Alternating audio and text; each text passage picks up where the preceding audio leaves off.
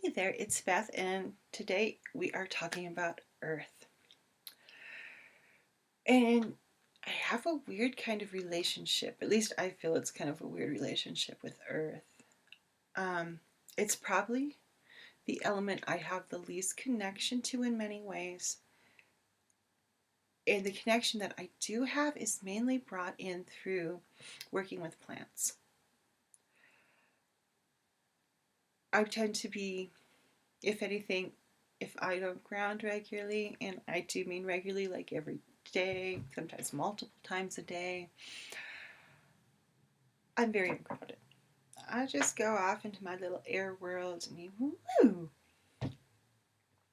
and bringing things down, like working with plants, working with trees, gardening, house plants, are all things that bring me back down. And I'm going to harp on this again. If all you do is know the associations, you don't understand how you work with Earth. If I did not go deeper into Earth, I'd be like, whatever, I don't get it. But since I have taken the time to delve, especially delve into this one, because Earth is one that, not one that I just naturally gravitate to in many ways. And interestingly enough, I participated, I stood the quarter north, which is kind of an interesting experience because I do not have a natural affinity for this one. It's the one I have to really work on to understand. It's Earth. And I stood Earth at someone's wedding. And oh, yeah, it hit me hardcore. I was a conduit for whatever little know me elemental creature was there. And I remember they were giggling, and I realized like 2 years later they were giggling because I was very intimidating. And I remember staying in my head thinking, why are they laughing? Stop it. And I wanted to yell at them. I luckily kept my mouth shut, but the thing that was kind of moving through me was like, this is serious. You need to listen to me. So I do have some connection with it, but the majority of it comes from working with trees. And I started working with plants, actually. I had inherited a bunch of my friend's mom's plants. She got really sick and couldn't take care of them. And I also think she had got sick and they were moving and all this stuff, and she had all these house plants. I took a great portion of them. I've since had to get rid of them in several moves, but yeah, ended up with a lot of her plants, and that was really where I started working with plants, was with house plants. And because you get enough plants in your house and they get very loud, believe it or not, they're very, very loud. And that kind of led to working with trees. And the first tree I worked with was at the church office grounds in Salt Lake. And those of you who live in Utah or Salt Lake know what I'm talking about. It's the Mormon church office grounds. Lovely little fruit tree, a little apple tree. Love that tree. And that's who I started talking to first. And then I started having experiences like walking out of my apartment and the avenues there, and it was almost fall. Was it fall? It was fall or almost fall, and I could hear the trees singing. It was just so glorious. I was just singing about how it was time to go to sleep. And that is where my connection with Earth comes in more so than having this profound understanding of it. It's almost more practical. It's like air is very natural, and fire and water I understand because I have quite a bit of those aspects with me. Earth is much more elusive for me, and which is kind of funny because it's probably the most solid and stable one. Maybe that's because I'm not so solid and stable at times.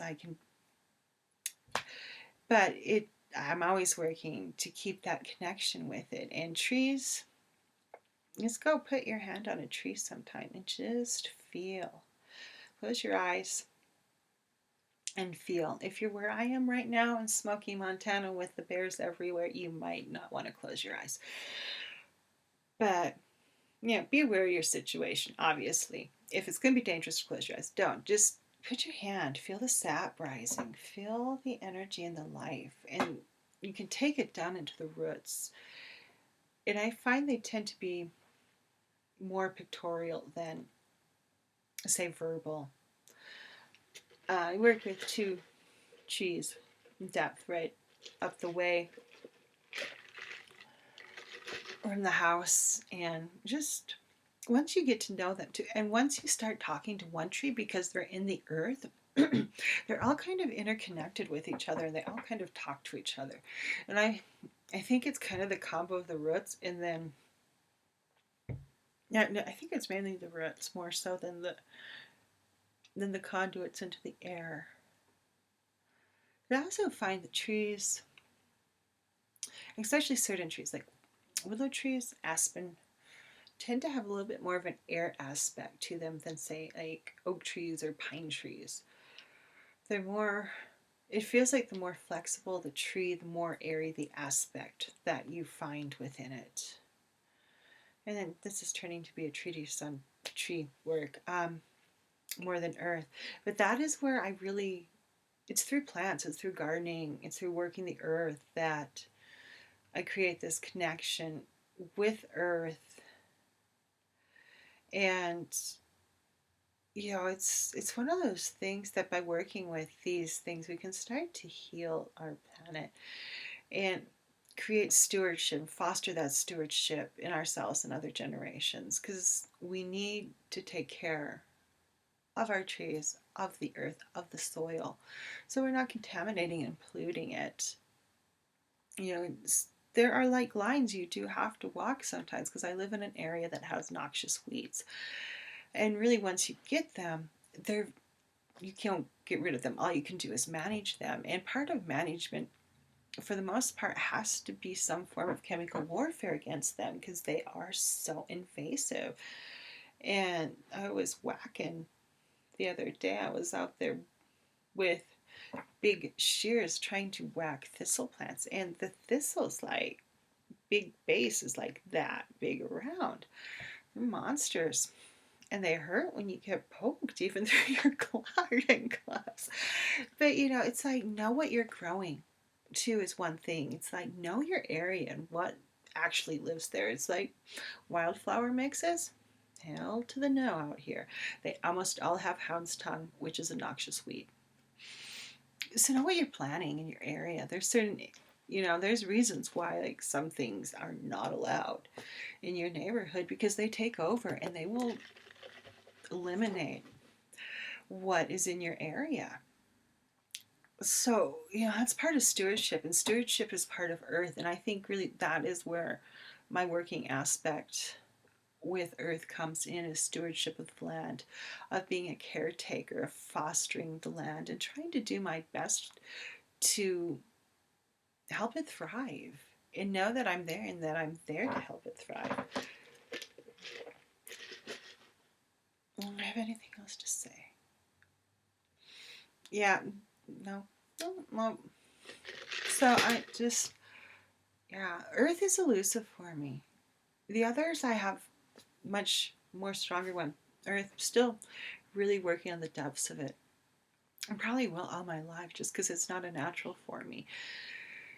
And once again, going past earth, green, abundance, la da da, and into a deeper understanding for myself, so I can, when I do need to pull in, say something like abundance or stability or grounding or all the above, I know how to work with it. I know how earth flows for me and how to utilize it, where it's like the correspondences are just to get you started.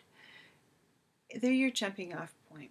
They're like, okay, this gives me something to think about. And then you have to go in and work with the element, not just go through the motions. Craft, magic, witchcraft is not about going through motions. It's about actual doing an application of craft. And I think, that's why craft often gets still used, is that That's how you're doing it. That is how you apply what you've learned, is using the craft that you've created for yourself. Whether it be earth, water, fire, air, spirit, or anything else you're working on throughout divination. All these elemental understandings are going to deepen so much of your practice in many, many different areas. Not just your life, not just one aspect of this or that. It's going to be a broadened thing that you can bring into your life and use on all levels. So I encourage you to take the elements deeper than what you may, and it doesn't matter how deep you've already gone, there's always more depth to go. That's the exciting thing. It doesn't matter, it's always changing, it's always flowing, and that's the beauty of working with the elements, is that things keep changing and you can always learn something new from them. Okay, that's it on Earth today. Everyone have a wonderful day, and I'll talk to you later. Bye bye.